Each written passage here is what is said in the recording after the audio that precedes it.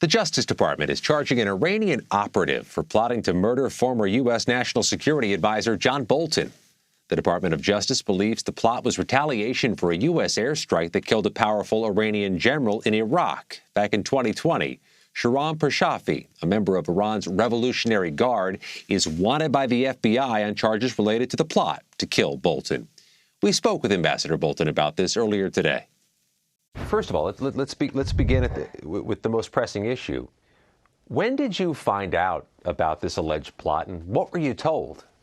Well, originally, I heard early in 2020 from the FBI pursuant to their program called Duty to Warn when Americans are threatened by foreign sources. It was a very general warning at that point, but as time went by, it got more specific and finally got threatening enough that in late 2021, the Secret Service protection was extended to me again, as I had at the White House. So it was a gradual process, I think, in part, as the FBI learned more information about it. Did they give you a sense, or have you since gotten a sense, that this was a close call, a close encounter, or a particularly real threat? Well, I think it was sufficiently real that, as I say, ultimately the Secret Service was ordered by the president to extend their protection to me again. So I certainly took it very seriously, yes. A lot of Americans might find this uniquely striking, that an alleged foreign threat can target somebody domestically here on U.S. soil in a heavily secured area like Washington, D.C. From your work, do you have a sense of how frequent or semi-frequent this type of threat is to U.S. officials? Well, I think certainly in terms of the magnitude of the threat from Iran, this is basically unprecedented. And to me, the Iranian nuclear weapons program and its support for this kind of terrorism are two sides of the same coin. This is the real picture of the regime in Tehran. This is what it does. It threatens to kill Americans, as it has killed Americans on the battlefield in Iraq, as it took American citizens hostage in Tehran in 1979 at the beginning of the revolution, as it's targeted our diplomats elsewhere. They've spent a lot of time and effort to try and kill Americans, and this is more of the same. Seems inconceivable to some people that somebody in Iran, several thousand miles away, would have the capacity to track your movements or have an idea of where you are. How is that possible? How is that type of intel getting that far away?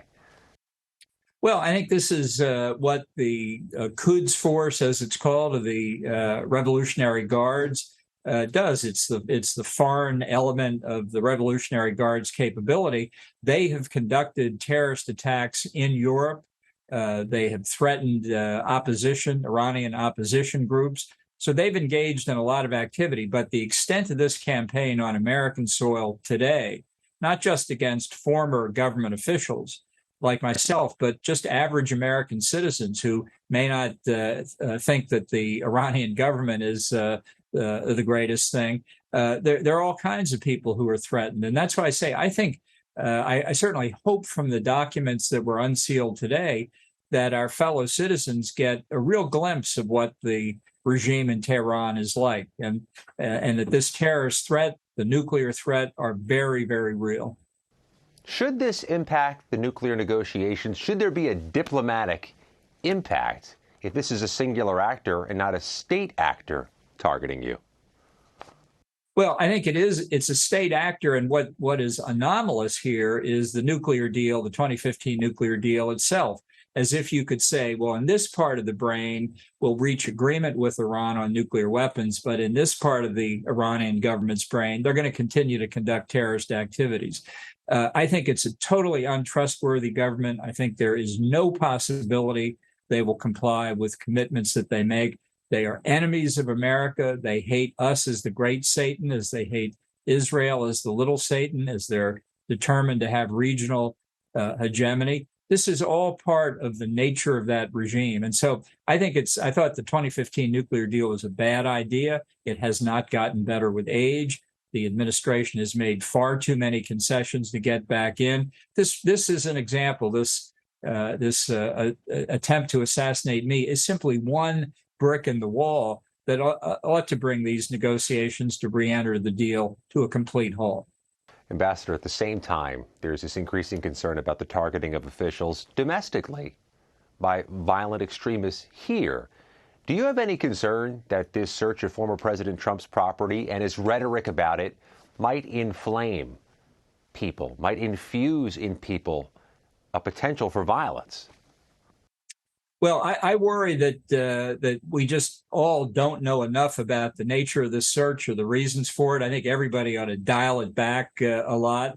I do think, although it's contrary to normal Justice Department procedures, and I'm an alumnus of the department, so I'm aware of the constraints that normally apply to talking about an ongoing investigation. But I do think Attorney General Merrick Garland should make a public statement on this to explain why the FBI took the step of executing a search warrant on former President Trump's residence.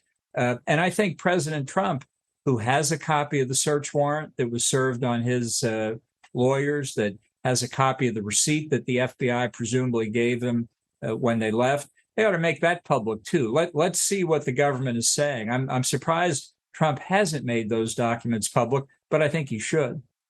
Ambassador John Bolton, thanks for the time. Well, thank you for having me.